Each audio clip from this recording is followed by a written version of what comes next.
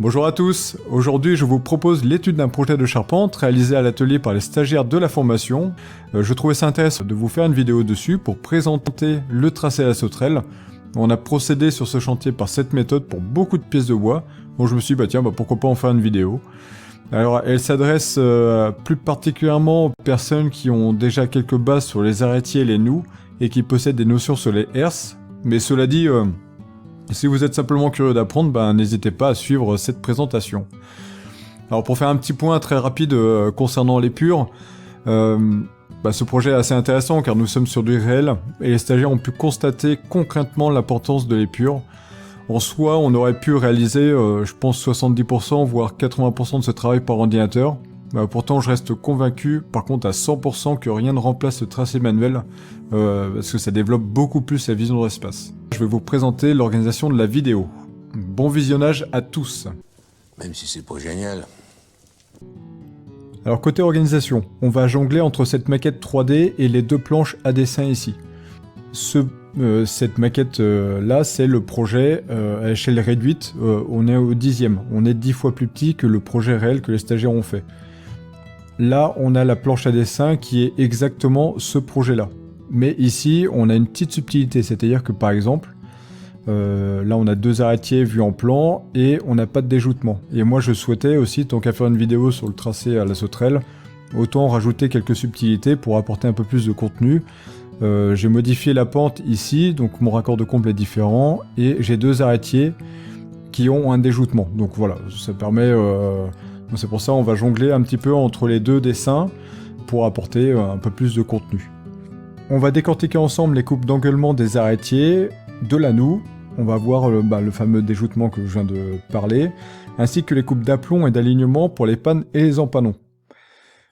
On va commencer le dessin. Ce que je vais faire, c'est on va travailler essentiellement sur cette partie-là, et ça va être votre dessin. Donc si vous souhaitez le faire chez vous, je vous donne toutes les codes pour. Donc on a une grande feuille papier, c'est du 90 par 110. Vous avez ici votre plan de trave en noir. Il se trouve à 11 cm de côté de votre feuille et 4 cm ici. À chaque fois vous avez la pente qui est notée, donc 47 degrés, 37, 47, 38,8 et 38,8. Là ici il n'y a pas de pente. Alors je vais vous détailler les 38,8 après, pourquoi, vous allez voir c'est une explication toute simple. Et puis vous avez les cotes, de votre plan de trave. Je vous laisse faire une capture d'écran et puis après on poursuit. Alors c'est parti, ce que l'on va faire c'est, on va commencer par l'échelle de pente. J'ai déjà fait une vidéo sur les raccords de comble avec l'échelle de pente, donc je ne vais pas trop me lancer dans les explications, sinon la vidéo va durer 3 heures. On a 3 pentes, 47 degrés, 37 degrés et 38,8. On va voir qu'on va avoir besoin de mettre que 2 pentes, donc c'est-à-dire 37 degrés et 47 degrés. Vous allez voir pourquoi après. J'ai déjà noté ça. Donc là, l'échelle de pente, j'ai fait 18 cm et puis après là j'ai mis, vous créez une verticale, il y a une horizontale de 18 cm et après une verticale. Ça ici n'a pas d'importance sur la limite de la longueur de la verticale. Là je mets 37 degrés. Tac, je prépare ici 47 degrés. Et vous allez couper ces lignes-là par une ligne horizontale aussi qui va se lever à 10 cm de haut. D'ici, vous avez une cote là de 9,33 et là de 13,27 cm. Là, quand je retourne ici, alors je vais juste enlever ça parce que sinon je vais confondre. Là, on retient que 47 degrés ici, 37 degrés, 47 degrés là. J'enlève les cotations pour que ce soit plus clair. Pour tracer, donc 47 degrés, on est à 9,33. Donc là, je sais que j'ai 47 degrés, donc parallèle à ma ligne d'égout, je mets 9,33 cm. Ici aussi, ma pente ici est à 47 degrés, donc je mets parallèle à la ligne d'égout 9,33. Et ma ligne de 37 degrés, j'ai 13,27. Donc parallèle à mes lignes d'égout des 37 de ma pente à 37 degrés, je mets 13,27 cm. C'est bien ça, 13,27. Et de là, je peux relier de mon point ici en passant par là, là en passant par là, tac. Ça me donne ce point là, ça rejoint, là j'ai mes deux arrêtiers, j'ai les deux arêtes de mes arrêtiers vus en plan. Et là ici je peux faire filer mon fêtage. Bah je vais pas le faire filer jusqu'au fond parce que je sais qu'il s'arrête avant. Mais dans tous les cas je peux faire filer mon fêtage parce que comme cette ligne d'égout là est parallèle à celle-là, mon fêtage est forcément parallèle aux lignes d'égout. Donc il ne peut pas partir comme ça ou partir en biais. C'est pas possible, il est forcément parallèle. Là ici, si je remets les cotations, là j'ai pas de pente ici. Là ici j'ai 38,8 degrés et là 38,8 degrés. Forcément si j'ai les mêmes pentes de chaque côté, mon fêtage sera axé. Et forcément comme cette ligne là est parallèle par rapport à cette ligne là, mon fêtage va être parallèle. Donc d'ici à là j'ai 40 cm, donc je mets 20 cm à l'axe et là mon fêtage se trouve là. Clac, je tombe ici. Donc là ici j'ai mon point de couronnement en rejoignant Manu ici et mon arrêtier là. Voilà. Ça c'est fait, le raccord de comble est terminé. Alors juste pour finir l'explication, j'ai mis 38,8 là, tout simplement parce que comme avec les stagiaires on n'avait pas vu le fêtage de pente, j'avais choisi de mettre 47 degrés ici pour les pentes et après de renvoyer deux niveaux. Mon autre fêtage là, et puis ça arrivait les pentes à 38,8 degrés, voilà. En soi, ça n'a pas d'importance pour notre exercice. Et pour finir rapidement avec le raccord de comble avant de passer à autre chose, je vais juste vous montrer, par rapport au plan de trave, là j'ai mis en volume notre chantier, qui est aussi ce chantier là, mais c'est intéressant de voir ça, on peut voir le fêtage, donc fêtage, nous arrêtier et les deux arrêtiers. Alors il y a une petite différence parce que ça correspond, les deux arrêtiers ici, les deux arrêtiers là correspondent à ces deux arrêtiers là. Ici on a élargi un petit peu pour avoir ce fameux déjoutement, mais voilà, si je mets ça, parce que parfois c'est un peu plus explicite quand on superpose tout ça. Voilà, là on voit notre plan de trave et les pièces de bois, voilà, qui sont insérées un petit peu partout à l'intérieur. Donc c'est vraiment une utilité de faire ce plan de trave et le raccord de comble pour pouvoir après insérer tout notre dessin dedans et puis pouvoir tracer notre charpente.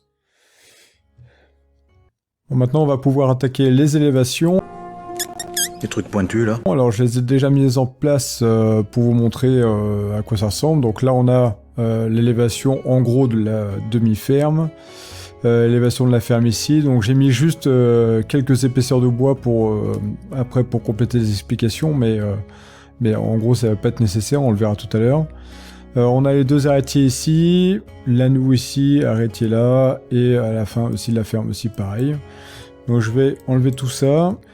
Là pour s'assurer que l'on soit tous bons là-dessus, je vais faire avec vous cette ferme là, et puis la ferme centrale, comme ça. Comme ça on va être sûr d'avancer sur le même dessin sans avoir de problème. Donc à chaque fois, entre ce qui est nous et arrêtier, on a une épaisseur de 3 cm. Donc ça faut le retenir, faut marquer ça sur un petit papier à côté de vous. Donc 3 cm. Ensuite, tous les chevrons et les empannons que l'on va voir, ils font 0,63. Et les pannes font 0,63 de large et 1,7 de haut. Bon voilà, ça faut retenir, c'est les seuls, en gros c'est les seuls morceaux de bois à peu près que l'on va mettre. Donc voilà, je vais enlever, j'ai dit que j'allais enlever ça. Donc j'efface et ça. Enfin non, je peux effacer. Je vais décaler. Ah ouais, non tac. Hop là.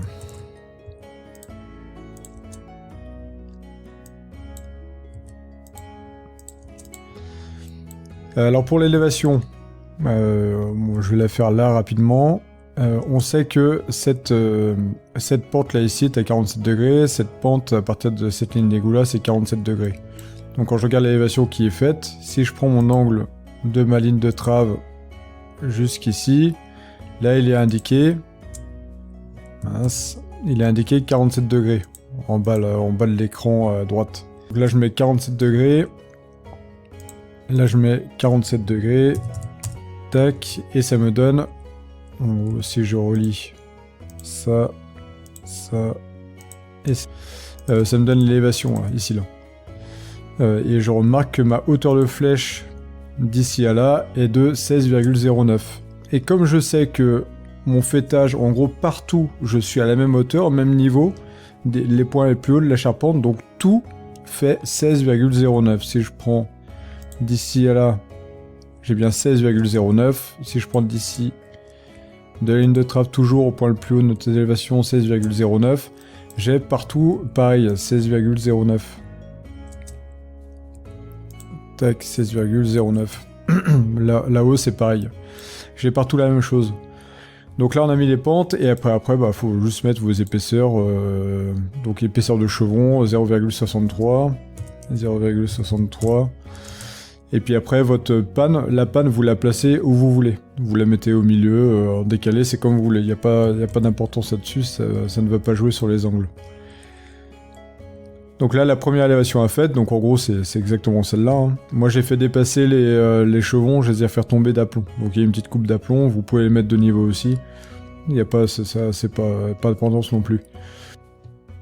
Alors maintenant, pour cette élévation-là, il y a une petite subtilité. Là, on voit ici, pour la noue, là, on dépasse de la hauteur de flèche. Pour l'arrêtier, on est, comme d'habitude pour l'arrêtier, pour la noue, on dépasse. Donc je vais faire un petit rappel par rapport à ça, parce que c'est souvent un oubli. Pourtant, on est bien à 3 cm ici, et là, on est bien à 3 cm là. Alors pourquoi ce décalage-là? Je vais vous montrer sur l'exercice ici. J'ai placé les pièces de bois qui ont été taillées. Déjà, si je les prends... c'est peut-être plus simple comme ça. On a exactement la même élévation ici que là. Sur le dessin qu'on est en train de faire, c'est exactement la même. Et là, j'insère les pièces de bois dessus. Souvent, on capte pour l'arrêtier, mais un peu moins pour la noue. En gros, cette ligne-là, de l'élévation, c'est l'arête de mon arrêtier. Donc si je descends ça d'aplomb, ou avec un niveau, et ben en fait, j'arrive sur cette arête-là. Et puis après, j'ai mon délardement de chaque côté. Là ici c'est un peu différent pour la noue. Donc à partir de la hauteur de flèche, notre ligne que l'on a tracée, du coup celle-là, et ben cette ligne-là, c'est le fond de noue, c'est le rencreusement là, c'est cette ligne intérieure de noue. Si je regarde à peu près la vue par bout, tac, et ben on voit que bon ça forme un petit V à l'inverse de l'arrêtier. Et ça c'est l'intérieur, cette ligne-là, c'est bien cette ligne-là. Et puis après, on a... quand je regarde vue par bout, et ben ce triangle-là, et ben ce bout-là et ce bout-là, et ben c'est ce qui dépasse de la noue. Mais ça, c'est tout à fait normal. Donc faut pas se planter par rapport à ça. Et nous, on va tracer ça sur notre morceau de bois. Enfin, sur notre morceau de bois, n'importe quoi, sur notre feuille. Et je pense à ça, j'ai oublié de mettre les épaisseurs de bois. Et ben voilà, j'ai oublié de faire ça. J'ai oublié de mettre les épaisseurs de bois sur la vue en plan. Sorti du sable. Pour faire justement ce petit décalage, il va me falloir les épaisseurs de bois, vous allez comprendre. En premier lieu, on peut placer, et on va le faire, on va placer du coup les poinçons. Donc les poinçons, tac, donc 1,5 cm sur 1,5 cm. C'est un carré d'1,5 sur 1,5. Tac, je fais pareil pour ici. 1,5 sur 1,5. C'est important de les placer parce que ça va permettre de tracer les engueulements. Sans ça, du coup, on se retrouve marron. Et maintenant, je vais placer l'arrêtier vu en plan. Comme on n'a pas les mêmes pentes de chaque côté, ici on a 47 et là on a 38,8, je vais dévoyer mon arrêtier. Mon arrêtier va être décalé par rapport à son arête. Et on va pouvoir le tracer ensemble quand même. Là, je fais une ligne à 90 degrés par rapport à cette ligne-là. Je mets l'épaisseur de l'arrêtier qui fait 0,8 cm, parce qu'en réalité, il fait 8. Donc là, 0,8. Là, je mets aussi 0,8. Une parallèle par rapport à cette ligne d'égout en passant par ce point-là. Ça me donne un point ici. Une parallèle par rapport à cette ligne d'égout en passant par ce point-là. Ça me donne une ligne ici. Là, j'envoie une parallèle par rapport à ici. Je vais là. Une parallèle par rapport à ça, je vais là. Et là, je dois avoir 0,8. Donc là, j'ai 0,8. Ça veut dire que c'est bon. Si je n'avais pas cette cote de 0,8, ça veut dire qu'il y aurait un problème quelque part. Donc j'efface ce que je n'ai pas besoin. Donc ça, et ça. Et là, je peux tac, tracer mon arrêtier vue en plan. Donc là, on voit, on n'a pas un gros engueulement, mais on en a un quand même. Tac. Et voilà, ça c'est l'arrêtier vue en plan qui est tracé. Maintenant, on va faire pareil par rapport à nous. Alors, vous allez voir, ça va prolonger. On va continuer. On a les deux dans le même alignement, mais c'est sympa de voir aussi. Alors, perpendiculaire par rapport à cette ligne-là.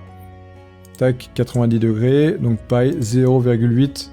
L'épaisseur totale de ma noue, là aussi, 0,8. Pareil. Je fais une parallèle par rapport à cette ligne-là en passant par ici. Parallèle par rapport à la ligne d'égout en passant par là. Ça me donne un point là et un point là. Parallèle à ça, je passe par ce point-là.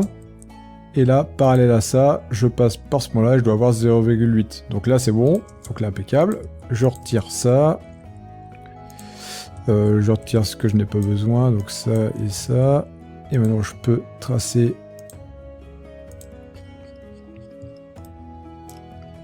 ma noue. Donc là on voit que c'est le même prolongement, mais au moins là ça fait une certitude. Si on a fait les deux, on retrouve pareil. Voilà, là j'ai l'épaisseur de ma noue. Enfin j'ai ma noue vue en plan. Maintenant on peut procéder à l'élévation. Donc l'élévation, on avait dit là la hauteur de flèche. Donc là je renvoie une perpendiculaire par rapport à ça. Hauteur de flèche, on était à... je sais plus. 16,09. 16,09. Hop. Je rejoins mon arrêtier. Ici. Voilà. Là, je fais 3 cm. 3 cm. Maintenant, c'est pour la noue. Donc la noue, je pars ici, pareil, de l'angle de mes deux lignes d'égout, je vais rejoindre en tête, mais là je vais pas descendre à 3 cm. Ce que je vais faire, c'est que je vais prolonger ma ligne ici. Je vais la prolonger avec une ligne un peu fictive parce qu'il n'y a rien qui se passe là, et je vais tirer une perpendiculaire par rapport à cette ligne là en passant par ces deux points. Donc, je passe par ces deux points. Donc là, bah, ça c'est une perpendiculaire là, et j'obtiens ce croisement-là. Et c'est ce croisement-là qui donne, en fait, ce fameux petit décalage de la noue. Regardez, je passe par là, hop. Et d'ailleurs, je vais même le tracer. Alors celui-là, je vais l'enlever, tac, tac. Et hop, j'ai pas été assez loin pour celui-là. Voilà. Et du coup, ces deux-là... Hop, donc ça c'est parti. Et c'est d'ici que je mets 3 cm. 3. Voilà. On a notre... on a l'élévation de la noue qui est faite. Et voilà. Donc ça c'est bon pour les élévations. On va faire la suite en accéléré. Ça va être plus simple et plus rapide.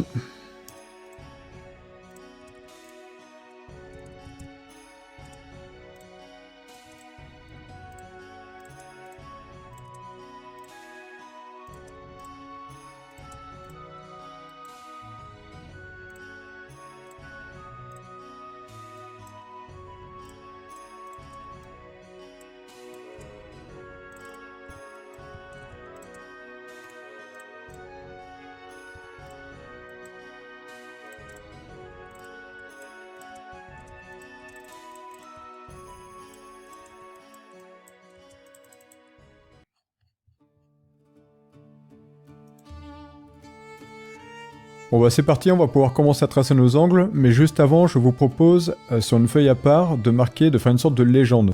Non, non. C'est pas une légende. C'est-à-dire que, par exemple, pour l'arrêtier AB, on va devoir trouver l'angle d'alignement de l'engueulement du côté versant A, et pareil du versant B, son angle d'aplomb, son angle de niveau. Donc je me permets de retourner sur le dessin. Ici on a le versant A, là le versant B, et cet arrêtier vu en plan, c'est l'arrêtier AB. On va noter, à chaque fois, vous allez mettre une couleur pour chaque angle. Et pour éviter de charger votre dessin en marquant l'angle d'alignement de l'engueulement de l'arrêté AB du versant A, parce qu'on va trouver quand même pas mal d'angles, et bien vous mettez juste une couleur, et cette couleur-là, vous allez mettre votre petit jaune ici. Vous coloriez votre carré en jaune, là votre carré en bleu, là des autres couleurs, d'autres couleurs au fur et à mesure.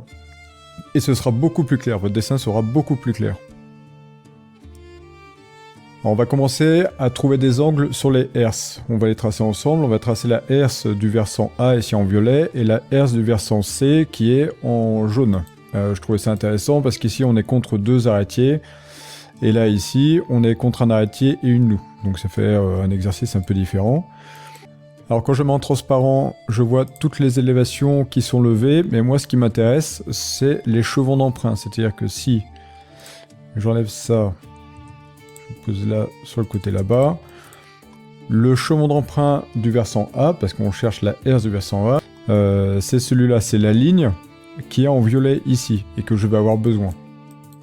Ah, voilà, toutes les élévations sont couchées, maintenant on fait la herse du versant A, notre chevron d'emprunt du versant A, c'est cette ligne ici en violet. Donc à ne pas confondre avec notre chevron qui est là, qui est une pièce de bois. Chevron d'emprunt, c'est pas une pièce de bois, c'est une ligne qui va nous servir pour la suite.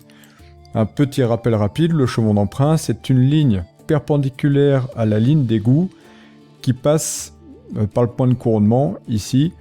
Donc c'est la ligne la plus longue du versant. Donc en passant par le point de couronnement, il y a un truc que j'ai pas fait, c'est que je l'ai pas noté sur la vue en plan. Donc ce chevron d'emprunt là, il se trouve ici. Mais il se trouve aussi, parce qu'on est sur le même versant, il se trouve aussi là. La deuxième étape, c'est de prendre la longueur du chevron d'emprunt. Donc qui est de 21,99. Donc ici je note 21,99. Ici, je mets aussi là, de ce point là, 21,99 à rejoindre là. Je relie mon fêtage, parce que le fêtage il est forcément la même longueur sur la herse. Après je prends la base de mon arrêtier, je reprends la base de mon autre arrêtier, je relie ensemble, et voilà. On a notre herse qui est là, on pourrait la mettre en violet. Enfin notre herse qui est là, ça part, ça part, c'est ça. Et voilà, notre herse du versant A est faite. Alors on va pouvoir trouver 4 angles sur cette herse-là. On va commencer ici. La première angle, ça va être l'angle d'alignement de l'empanon contre cette face de cet arrêté-là. Je trace une ligne perpendiculaire à ma ligne d'égout, en contact avec l'arête de l'arrêtier. Je fais mon petit arc de cercle, ici. Tac. Voilà, et là je peux colorier en n'importe quelle couleur, vous choisissez. Si je mets en bleu, et bien cet angle-là, c'est l'angle de votre empanon, le coupe d'alignement de l'empanon. Ensuite, on a une autre information, c'est on a aussi la coupe d'alignement de la panne. Et je vais continuer les explications après, qui se trouve ici. Là, à bien venir contre l'arête de l'arrêtier. Attendez, tac.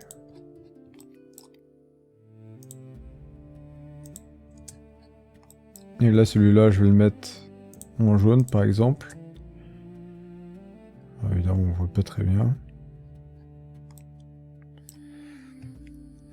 Voilà, ici, vous avez ici en jaune la coupe d'alignement de la panne, et ici en bleu la coupe d'alignement de l'empanon. Donc qui viennent tous les deux contre la face de cet arrêté ici. J'explique avec les éléments en 3D. Parfois c'est plus simple de comprendre. Je vais prendre un empanon et la panne. Hop, copier-coller.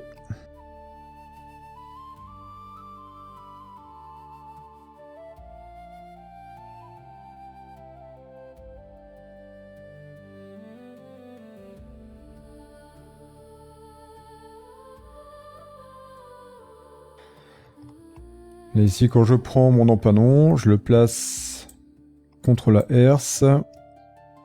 Et je trouve là, ici, je trouve la même chose, ce qui est normal. La coupe d'alignement de notre empanon. Donc la coupe d'alignement, c'est la coupe de dessus. Après, là, sur le côté, on a sa coupe d'aplomb. Et Pour la panne, pareil. On la prend, je la place en bas. Hop. Et là, on voit que pareil, la coupe d'alignement de notre panne, donc c'est celle-là qui suit bien notre herse. Donc là, c'est bon. Alors, pour vérifier, vous pouvez prendre simplement votre équerre et regarder parce que les deux, forcément, comme notre empanon est perpendiculaire à notre panne, si je mets les deux, ici, donc je superpose les deux, là, si je relie de là à là, si j'enlève ça, et bien là, ça me fait un triangle rectangle. Si j'enlève ça. Ici, alignement de la panne, alignement de l'empanon. Donc voilà pour cette première partie. Maintenant, on passe contre l'autre arrêtier. J'enlève tout ça.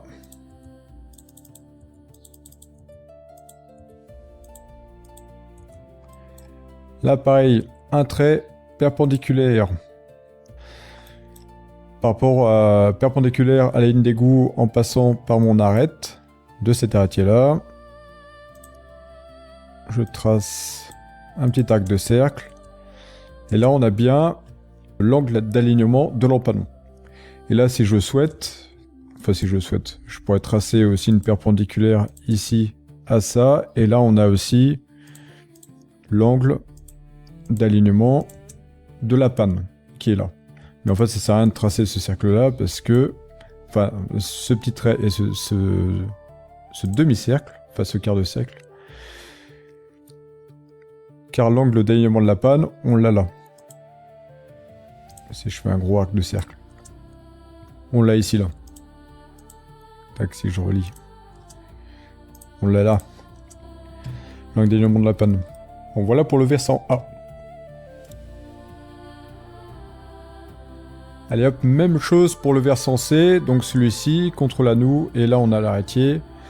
On prend la cote, qui est forcément la même, donc de mon chambon d'emprunt là, qui est forcément la même que l'autre, donc 21,99. Tac, mon chambon d'emprunt, vu du dessus, est là, donc je mets d'ici à là 21,99.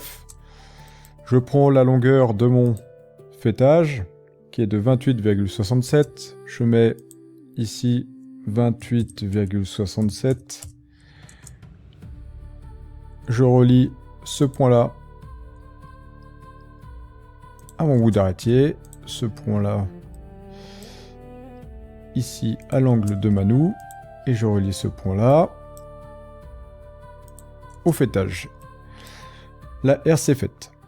Donc la même chose que pour la herse précédente, on va pouvoir trouver 4 coupes d'alignement. Donc c'est parti, coupe d'alignement, donc ici une perpendiculaire par rapport à ma ligne d'égout, je passe par là, je trouve l'angle d'alignement de l'empanon, ici.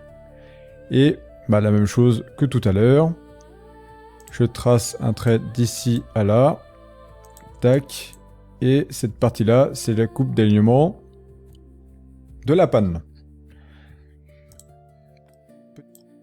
Là maintenant on va faire pareil du côté de la noue. Donc là c'est le même principe, sauf que pour la noue, nos empanons partent du fêtage.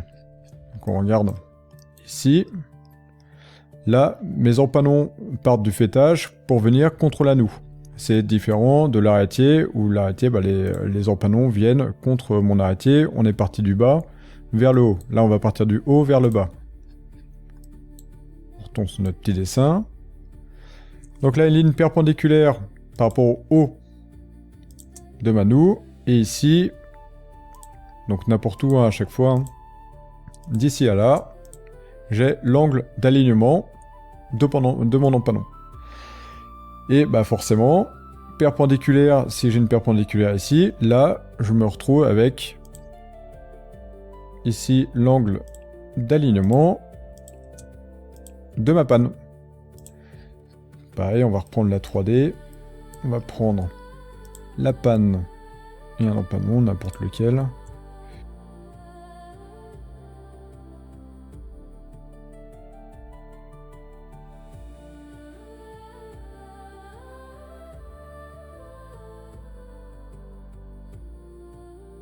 Voilà. Je vais effacer la couleur. Donc là, on voit bien que là, on a bien notre coupe d'alignement de la panne. Je vais me le mettre au-dessus. On verra peut-être mieux. Voilà. De coupe d'alignement de l'empanon, pardon. Et là, pour la panne, je vais faire pareil. Je vais le prendre.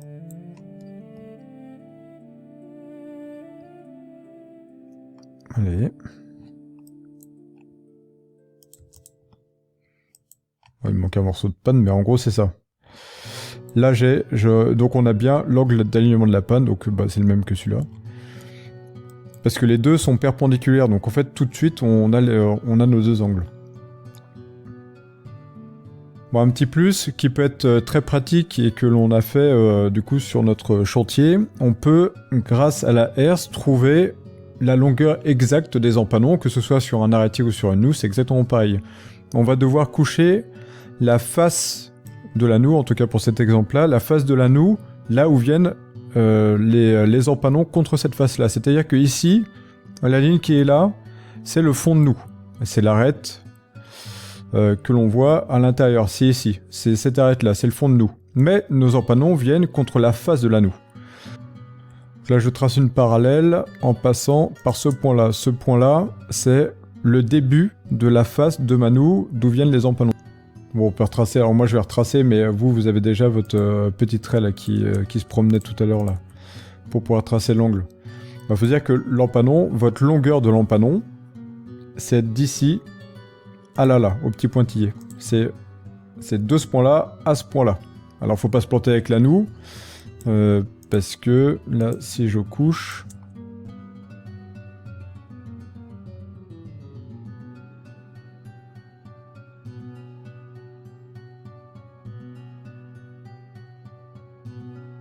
J'ai couché l'empanon. Comme je disais, la longueur de l'empanon, de celui-là, c'est de ce point-là à cette fameuse ligne-là. Mais la côte, on est d'accord que ça, c'est la vue du dessus. Après, il faudra bien penser à prendre les angles d'aplomb et puis les renvoyer au plus loin, quoi. Ne renvoyez pas l'aplomb comme ça, quoi. Sinon, votre empanon va être trop court. C'est un peu l'inverse de l'arrêtier. Il manque l'angle d'aplomb de l'empanon. Et des pannes d'ailleurs, mais là, on va voir l'angle d'aplomb des empanons. Donc que ce soit ce que l'on a vu contre l'arrêtier et la noue, se trouve exactement au même endroit. C'est-à-dire que l'angle d'aplomb ici, il se trouve sur l'élévation de notre chevron d'emprunt. Donc c'est cet angle-là. C'est le même angle qu'un chevron basique. Si je prends la bestiole et je l'amène là-bas...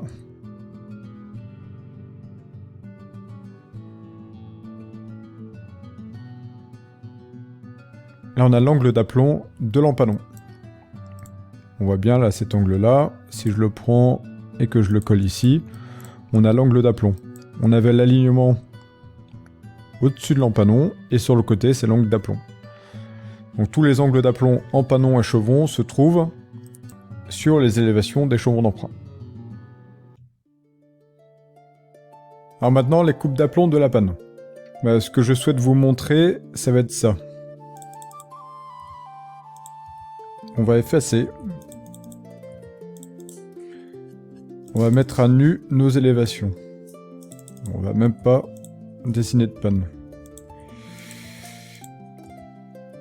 Voilà. Pour vous montrer que l'on peut trouver la coupe d'aplomb, les coupes d'aplomb des pannes, sans avoir aucune panne de noter sur nos élévations. Non mais c'est à se coincer les parties dans une porte, non ? On va faire celle du versant A, du versant B et du versant C. Donc on commence par le versant A. Donc cette élévation qui est là. Il va vous falloir 3 points. Premièrement, donc n'importe où, hein, vous prenez un point, ça va être une droite. Hop. Une droite perpendiculaire ici. Donc ça va vous donner un premier point. Cette droite-là, elle a une cote. Ici. Hop là. Là j'ai 9,54 et je mets du coup un arc de cercle. Je fais un arc de cercle ici, ce qui fait que d'ici, donc vous m'avez bien compris, allez, d'ici à là j'ai 9,54. Ça me donne 3 points. Ça me donne ce point-là, un point là, un point là et un point là. Je renvoie ces points sur mon plan de trave. Donc un point. Enfin, du coup, ces points, ça donne des lignes. Sur le plan de trave. Donc ça donne une ligne et une ligne. On a notre 3 lignes qui filent. La panne se trouve sur ce versant-là, donc rien à voir avec ce qui se passe ici, ni là. Premièrement, enfin du coup ça fait deuxièmement après les 3 lignes, c'est ce point-là que l'on fait filer. À chaque fois que je vais en contact contre l'arrêtier, je renvoie une perpendiculaire à taper contre cette ligne-là. Je fais pareil là-bas, contre l'arrêtier, une parallèle à cette ligne-là. D'ici, je rejoins ce point-là. D'ici là, je rejoins ce point-là. Et si on veut, bah maintenant ma coupe. Mes 2 coupes d'aplomb des pannes, c'est ça et ça. Alors je l'ai expliqué dans... C'est pour ça que je ne m'attarde pas trop là-dessus, que j'ai expliqué déjà dans d'autres vidéos sur les pannes contre les arrêtiers. Donc c'est pour ça, mais en gros là maintenant si je prends cette panne là, comme tout à l'heure,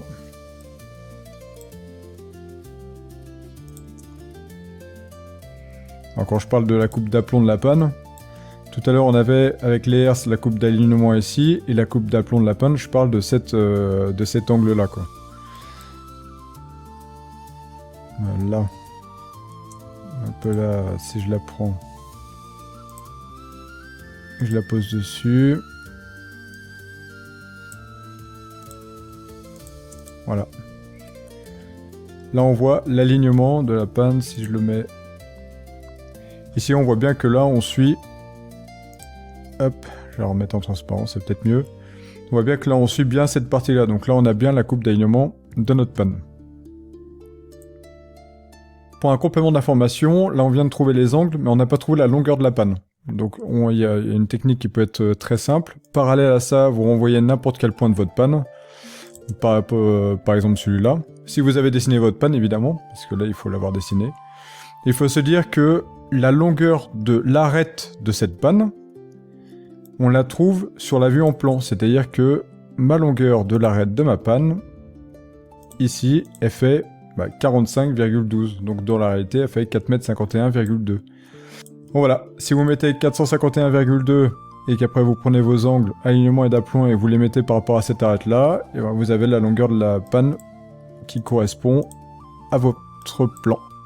Qui veut une tartelette? Moi!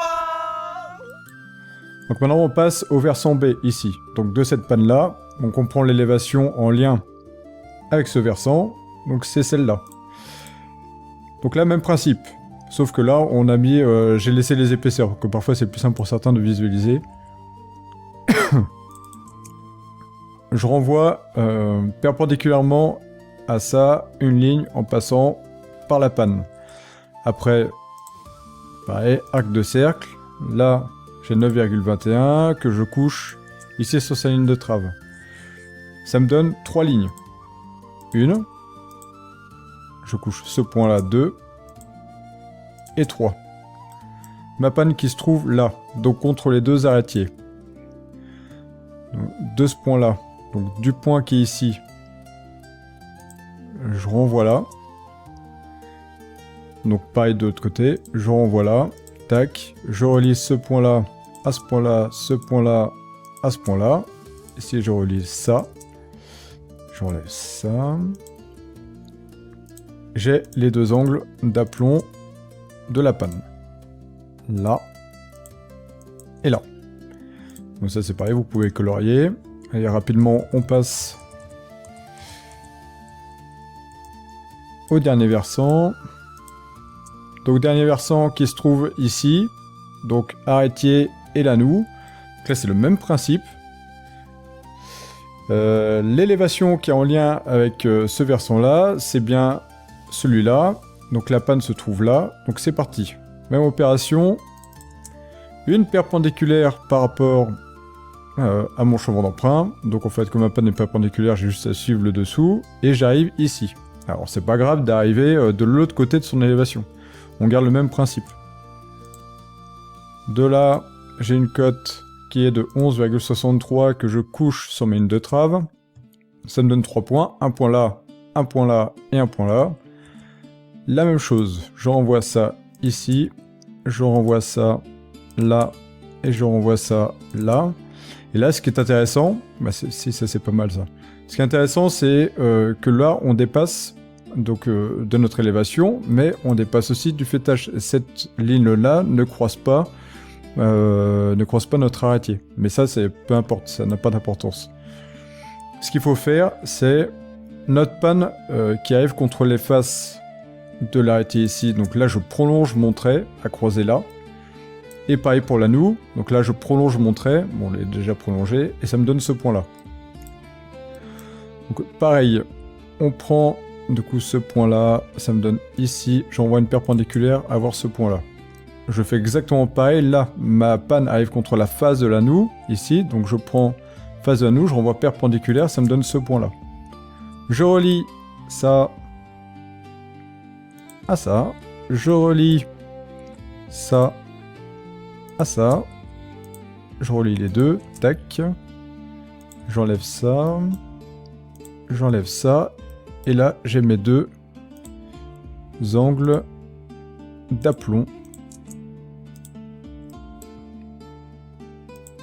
Enfin, ici j'ai un angle obtus. Mais c'est exactement pareil. Là, si je vous prends la panne...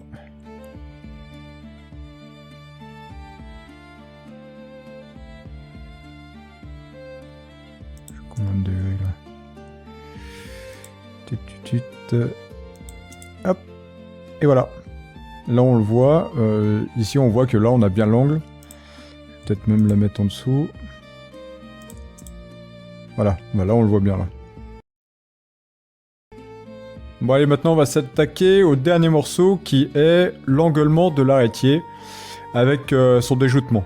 Donc celui-là il est pas forcément facile à voir, il va peut-être prendre un petit peu de temps.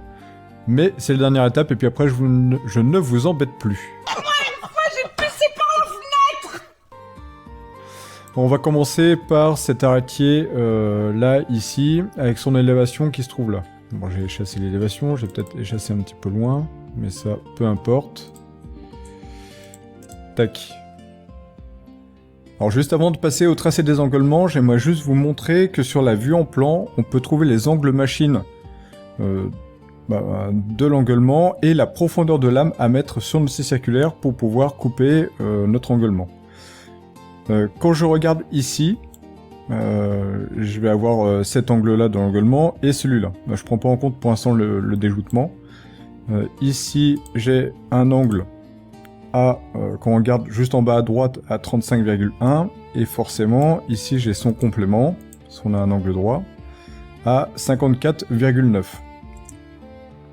Si par exemple ici j'ai mon angle à 54,9 et que je règle sur ma scie circulaire, et ben je vais mal couper mon engueulement. C'est-à-dire qu'il va être faux.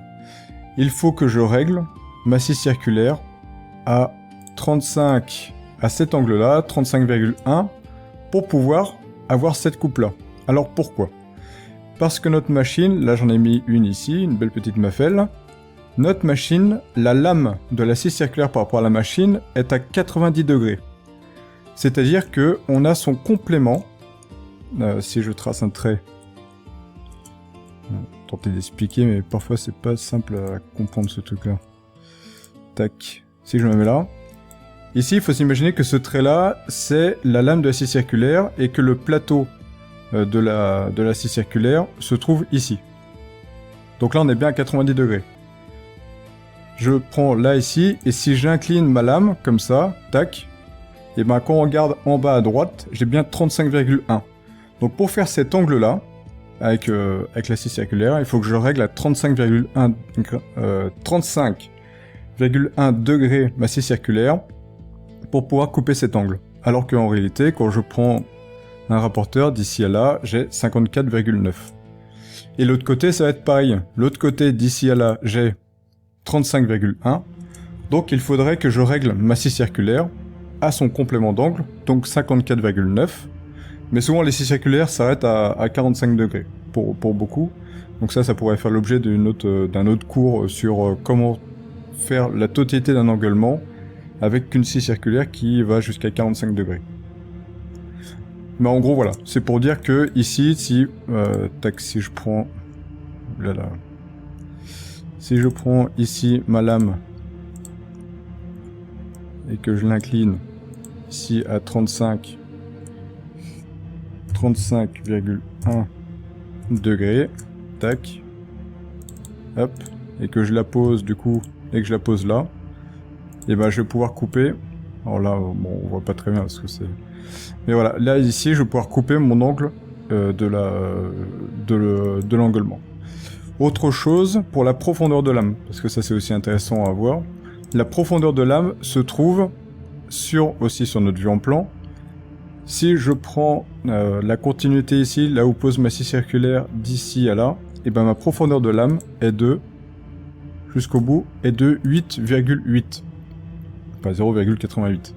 Comme on est au dixième, du coup 8,8. Et bien vous avez la profondeur de lame de la scie circulaire.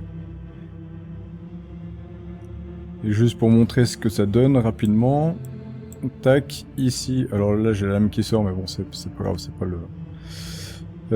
ici on voit bien qu'après il suffit de suivre avec notre scie circulaire la coupe d'aplomb de l'engueulement, et on arrive à couper, du coup là on voit bien que la machine est réglée à 35,1 et j'arrive à couper du coup l'engueulement qui est fait ici. Alors j'ai pas réglé la profondeur de lame, mais faut la régler à 8,8 et puis clac, on arrive au bout de l'engueulement. Même si les machines s'arrêtent à 8,5, souvent.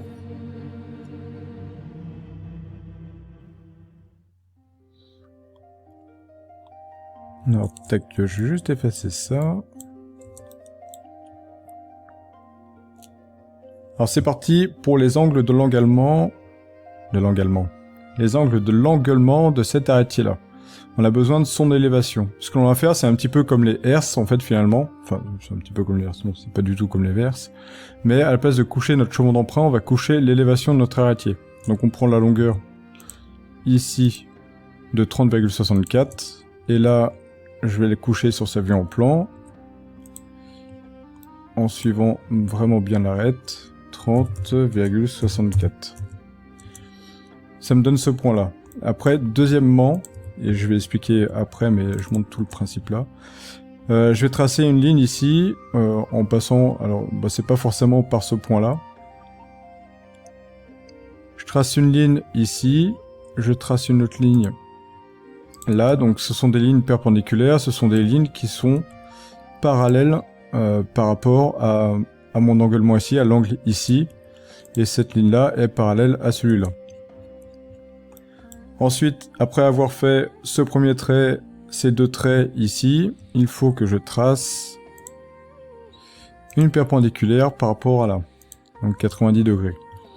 Cette ligne-là doit couper en ce point-là et doit couper en ce point-là. Ensuite, je passe par ici, je rejoins là, je passe par ici, je rejoins là, et je vais le prolonger un petit peu, parfois c'est plus explicite de faire ça. Là j'ai un angle. Allez, je le fasse comme ça, parce que sinon ça peut marcher. Tac. Hop, je colorie.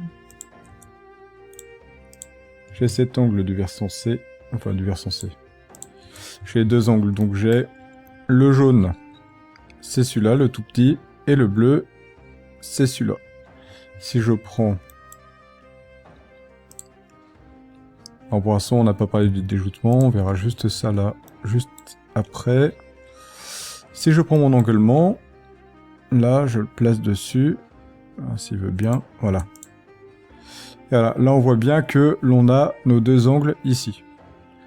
Le seul problème, et là vous le voyez, c'est que notre emplacement de l'engueulement, on dirait qu'il ne correspond pas du tout, même si on a trouvé les bons angles. Là, si je suis cette ligne-là et si je suis cette ligne-là, on a l'impression que notre anglement, hop, il fait cet angle-là. Là. On a l'impression qu'il fait cet angle-là. C'est qu'on a les bons angles, les mêmes que ici, mais on voit que là, il y a quand même une différence, ça n'a pas la même tête. Et là, du coup, je vais vous présenter comment placer les angles avec votre fausse équerre sur la pièce de bois, parce qu'il y a justement une petite subtilité par rapport à ça. Notre anglement ne passe pas par l'arête de l'arêtier. Là, on voit ici, quand je regarde ici, là, j'ai l'arête de l'arêtier et là, j'ai l'anglement. L'anglement passe par l'angle du poinçon, mais pas par l'arête de l'arêtier. Ce qu'il faut faire, c'est, on prend une parallèle par rapport à ça. Ici, on prend une cote à 0,08. Pour là, je place 0,08. Tac, 0,08 ici. Donc ça me donne une ligne. Je place cet angle-là. Donc là, d'ici à là, j'ai 30,9. Pour ce côté-là, en jaune.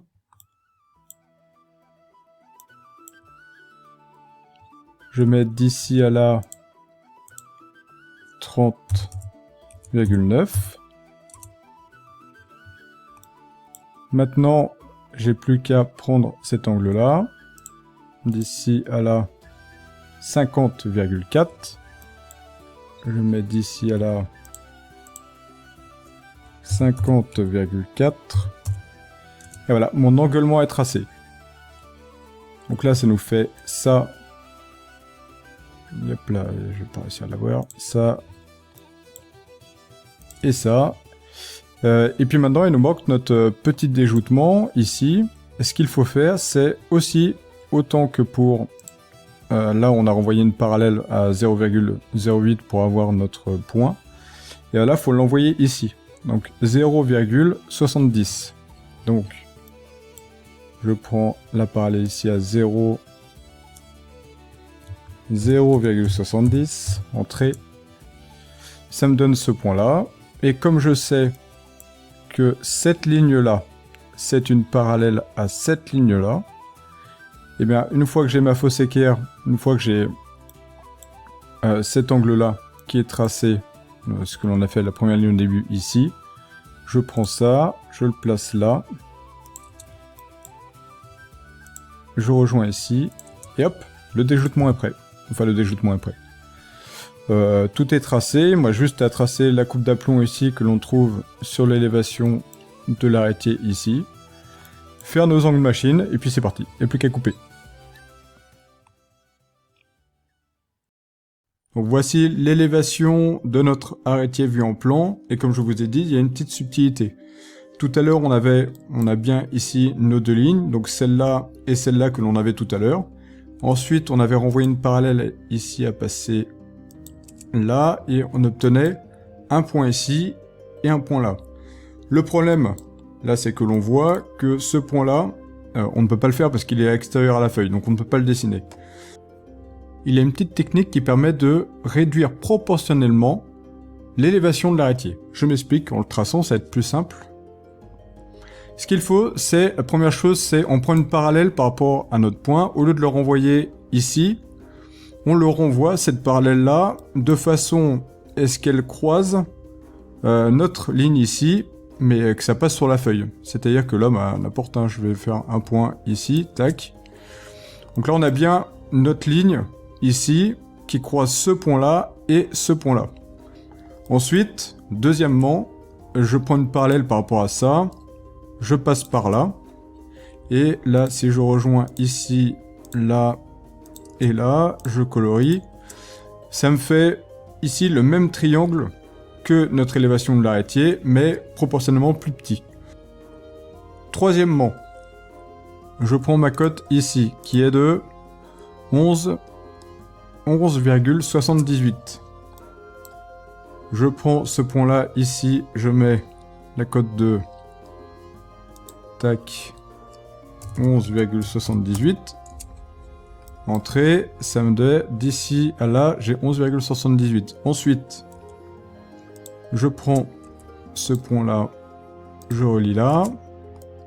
Je prends ce point-là. Voilà. Ce point-là, je relie là. Et si je prolonge là, et j'obtiens exactement les mêmes angles que tout à l'heure. Si par exemple, je vais les colorier.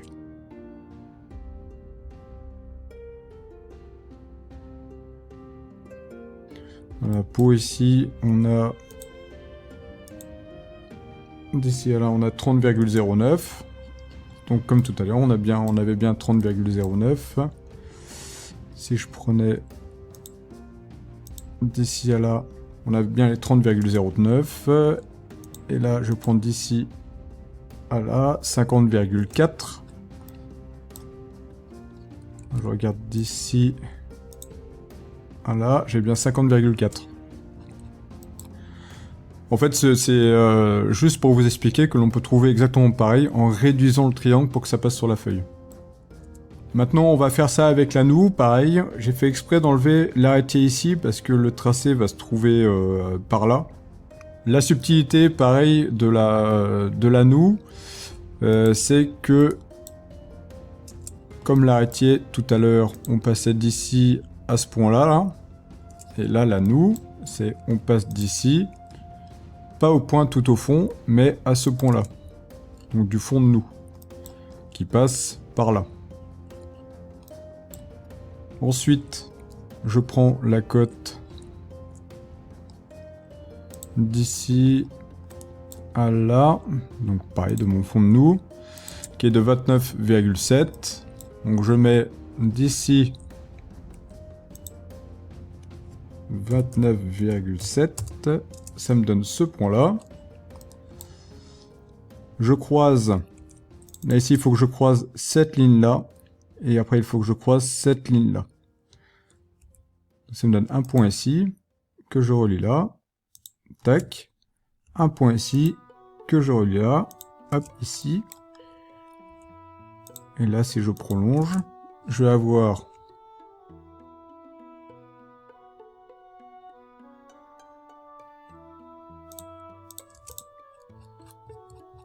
si je regarde ici, alors là, il faudrait que je chope la noue.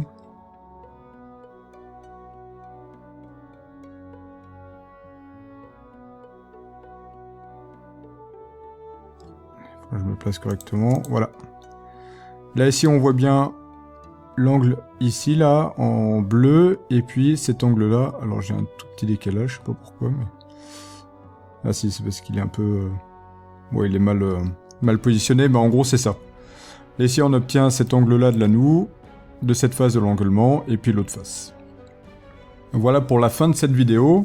On aurait pu encore tracer plein de pièces de bois avec la méthode de la fosse équerre, mais la vidéo aurait duré trop longtemps. Donc là, c'est déjà pas mal. Audi, panem, quid meliora. Ça veut rien dire, mais je trouve que ça boucle bien.